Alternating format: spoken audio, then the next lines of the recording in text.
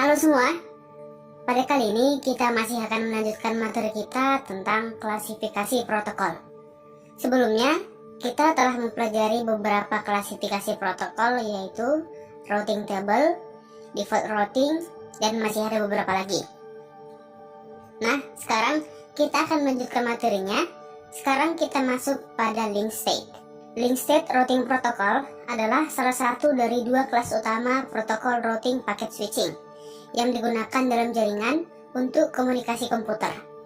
Contoh dari link state protokol adalah seperti yang telah kita pelajari sebelumnya dalam protokol routing, yaitu OSPF atau Open Shortest Path First. Ada dua jenis protokol routing, yaitu distance vector dan link state.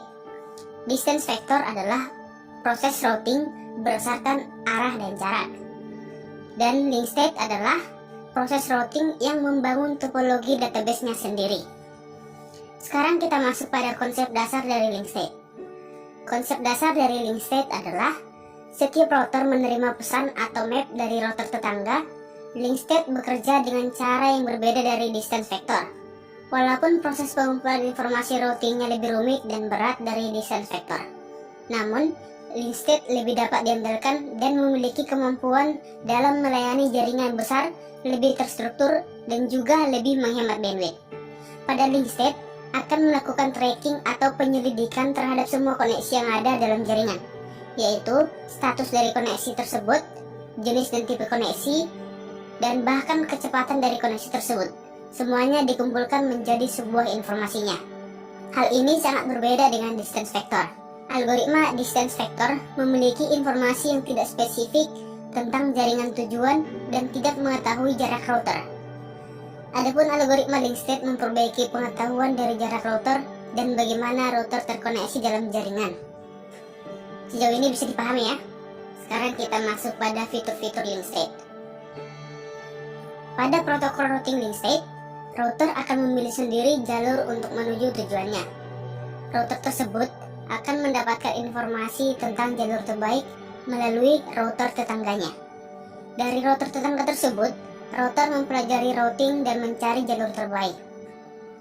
Protokol routing link state memiliki beberapa fungsi, yaitu yang pertama, akan cepat merespons jika di jaringan mengalami perubahan. Kedua, mengirimkan trigger update hanya pada saat jaringan itu mengalami perubahan. Ketiga, mengirimkan update secara periodik yang dikenal dengan link state refreshes. Dan yang terakhir adalah menggunakan hello packet untuk mencari router tetangga. Ada beberapa fitur-fitur link state, yaitu link state advertisement atau LSA. LSA adalah paket kecil dari informasi routing yang dikirim antar router. LSA akan dikirim ke router yang terhubung langsung saat terjadi perubahan jaringan. Sebagai contoh, jika ada router yang mati, maka router yang terhubung langsung akan mengupdate LSA-nya. Masing-masing router membangun database topologi yang berisi informasi LSA. Link state protocol akan melakukan pembanjiran atau flood dengan menggunakan alamat multicast. Kemudian, router yang mendapatkan informasi perubahan itu akan mengirimkan lagi update-nya ke router tetangga yang terhubung langsung. Namun, informasi LSA ini tidak akan terkirim lagi kepada si pengirim pertama. Fitur kedua adalah topologi database. Topologi database adalah kumpulan informasi dari LSA yang telah terkumpul. Di sini informasi yang bisa didapatkan adalah semua informasi tentang interface yang terhubung langsung. Jadi dapat berupa IP address dari interface, subnet mask, jenis dari jaringan yang terhubung, bagaimana router itu terkoneksi ke jaringan, dan beberapa hal lainnya. Kumpulan database ini kadang disebut topologi database. Dari database ini dapat digunakan untuk menghitung jalur terbaik pada jaringan. Fitur yang ketiga adalah algoritma SPF atau Shortest Path First. Algoritma SPF adalah hasil perhitungan pada database sebagai hasil dari SPF3. Dari algoritma SPF dan database tadilah, maka akan dibuat tree dengan router itu sendiri sebagai root. Kemudian, router akan menggunakan SPF untuk mengetahui jalur mana yang paling pendek untuk mencapai tujuan. Algoritma SPF juga dapat disebut algoritma Dijkstra. Fitur selanjutnya adalah SPF tree. Algoritma akan membentuk sebuah percabangan.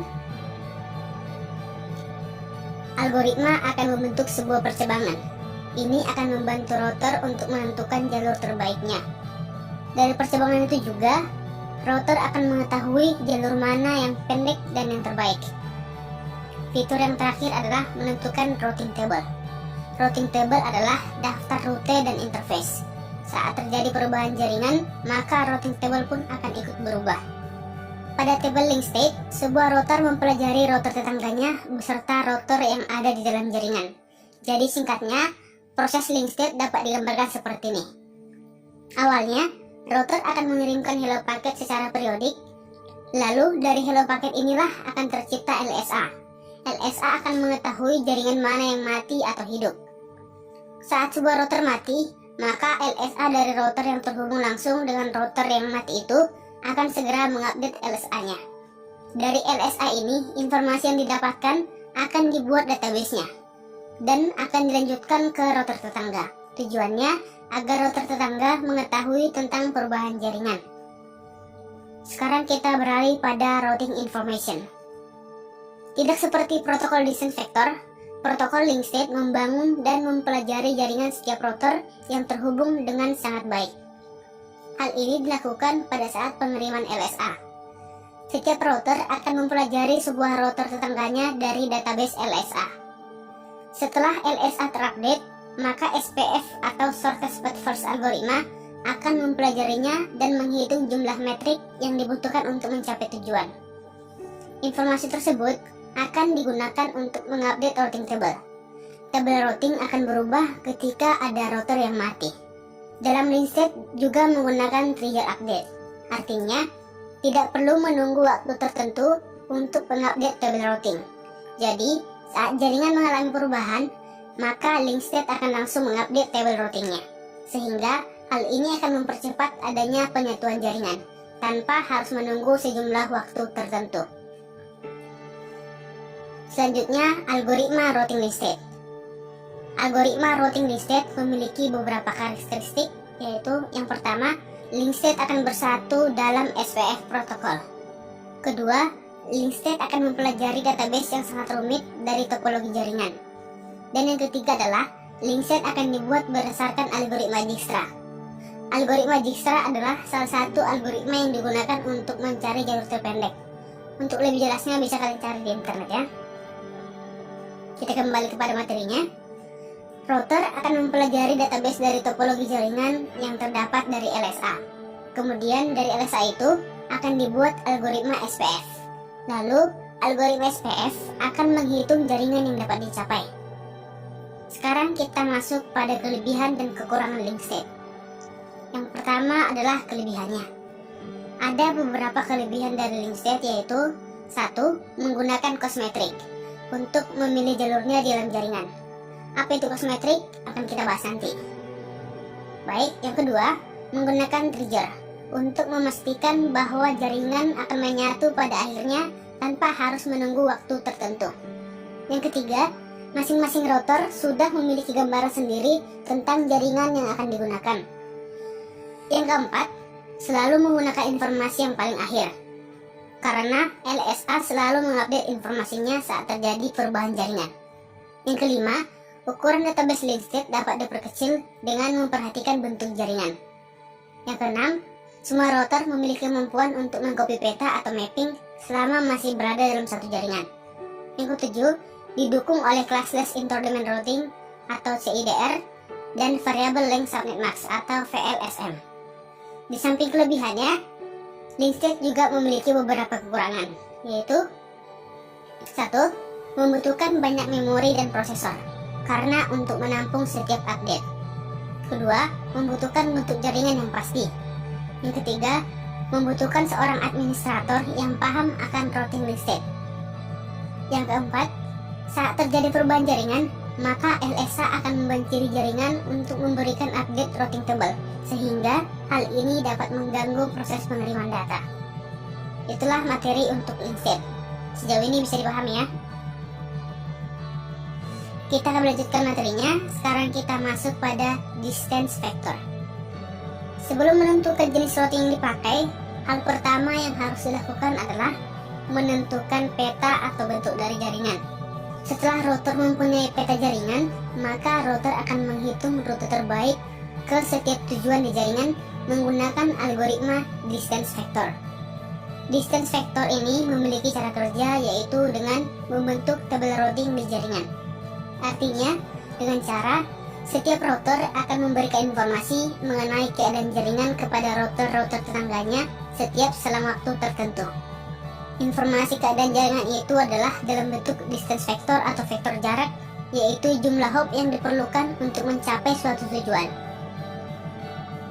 Router tetangga akan menyimpan dan mengolah informasi keadaan jaringan yang diterimanya, dan juga menyampaikan informasi tersebut ke router-router tetangga yang lain. Hal ini akan berlangsung terus-menerus sampai seluruh router di jaringan mengetahui keadaan jaringan. Ada dua macam distance vector, yaitu routing update dan routing loop. Yang pertama, routing update distance vector. Routing update terjadi secara periodik atau ketika topologi jaringan mengalami perubahan. Algoritma distance vector dijalankan di setiap router untuk mengirimkan informasi isi tabel routingnya ke router-router tetangganya. Tabel routing tersebut berisi informasi mengenai total cost jalur, yang mana total cost jalur ditentukan oleh metrik dan alamat logik dari router pertama pada jalur tiap-tiap jaringan dalam tabel routingnya. Yang kedua adalah routing loop distance vector. Routing loop dapat terjadi pada saat tabel routing tidak konsisten saat terjadi perubahan jaringan. Kita lanjutkan materinya. Sekarang kita masuk pada klasifikasi protokol yang ke-11, yaitu classful. Classful adalah pengalamatan IP yang dibagi berdasarkan kelas. Alamat IP dibagi menjadi dua, yaitu alamat jaringan dan host identifier. Bagian paling penting adalah alamat jaringan yang digunakan untuk mengidentifikasi jaringan, dan bagian yang paling signifikan adalah host identifier. Classful memiliki kelebihan dan kekurangan. Kelebihannya adalah tidak perlu menyertakan subnet mask pada update routing, sedangkan kekurangannya adalah classful tidak mendukung VLAN dan jaringan discontiguous. Materi terakhir untuk pertemuan kita kali ini adalah metrik. Metrik adalah suatu nilai yang digunakan untuk mencapai suatu jaringan. Ketika terdapat lebih dari satu route atau jalur yang menuju network yang sama, router harus mempunyai sebuah mekanisme untuk menghitung dan menentukan jalur terbaik. Protokol routing berbeda, maka akan menggunakan metrik yang berbeda juga.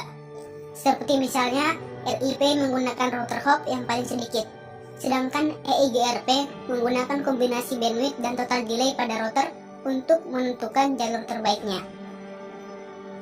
Ada beberapa hal yang sering digunakan sebagai metrik, yaitu yang pertama hop count, kedua bandwidth, yang ketiga load, yang keempat delay, yang kelima reliability, dan yang keenam adalah cost. Yang pertama hop count. Metrik hop count hanya menghitung jumlah router hop.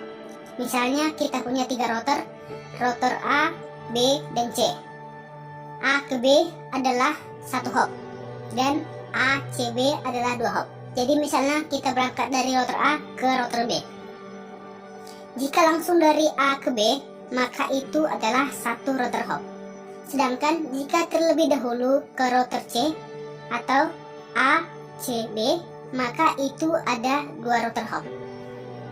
Jika metrik yang digunakan hanyalah hop count, maka yang menjadi rute terbaik adalah jalur dengan jumlah router hop yang paling sedikit, yaitu A, B, karena itu cuma 1. Kita lanjut ke metrik kedua, yaitu bandwidth. Metrik bandwidth akan memilih jalur dengan bandwidth yang terbesar. Tapi masalahnya adalah jika hanya menggunakan metrik bandwidth saja, maka itu bukan metrik yang bagus. Karena masih harus memperhitungkan bagaimana jika bandwidth yang besar namun memiliki delay yang besar juga, maka itu kurang bagus. Yang ketiga adalah load. Metrik ini mencerminkan jumlah traffic yang menggunakan link sepanjang jalur, yang mana yang menjadi jalur terbaik adalah jalur dengan traffic yang paling sepi. Tidak seperti hop count dan bandwidth, load pada route atau jalur berubah-ubah, oleh karena itu nilai metrik juga akan ikut berubah. Hal ini perlu diperhatikan, yaitu jika perubahan nilai metrik terjadi terlalu sering, maka frekuensi perubahan route terbaik pada rute juga akan semakin tinggi. Hal ini akan berpengaruh pada penggunaan CPU pada router, bandwidth data link, dan stabilitas jaringan. Yang keempat adalah delay. Delay adalah ukuran waktu yang harus diambil ketika paket menempuh sebuah jalur atau rute. Protokol routing yang menggunakan delay sebagai metrik akan memilih dengan delay yang paling sedikit sebagai jalur terbaik. Yang kelima adalah reliability. Reliability mengukur kemungkinan link dalam satu hal akan mengalami kegagalan dan dapat berupa variabel atau nilai yang sudah ditetapkan. Contohnya adalah berupa variabel, yaitu jumlah seberapa sering link mengalami kegagalan atau jumlah error yang terjadi dalam periode waktu tertentu. Jalur dengan reliability tertinggi akan dipilih sebagai jalur terbaik. Dan yang terakhir adalah metric cost. Metrik ini dikonfigurasi oleh admin untuk mencerminkan jalur-jalur yang lebih disukai. Cost dapat didefinisikan dengan kebijakan apapun atau berdasarkan karakteristik link, atau bisa saja mencerminkan kebijakan sewenang-wenang administrator. Oleh karena itu, cost adalah istilah yang digunakan untuk menggambarkan metrik tak berdimensi. Cost sering digunakan sebagai istilah umum saat membicarakan pemilihan sebuah jalur. Misalnya, EIP memilih cost terendah sebagai jalur berdasarkan hop count. Istilah umum lainnya adalah terpendek, seperti dalam EIP memilih jalur terpendek berdasarkan hop count. Jika digunakan dalam konteks seperti ini, cost terendah atau tertinggi dan terpendek atau terpanjang hanyalah sudut pandang protokol routing berdasarkan metriknya yang telah ditetapkan. Itulah materi untuk kali ini. Jika ada yang masih kurang dimengerti, silahkan bertanya. Terima kasih.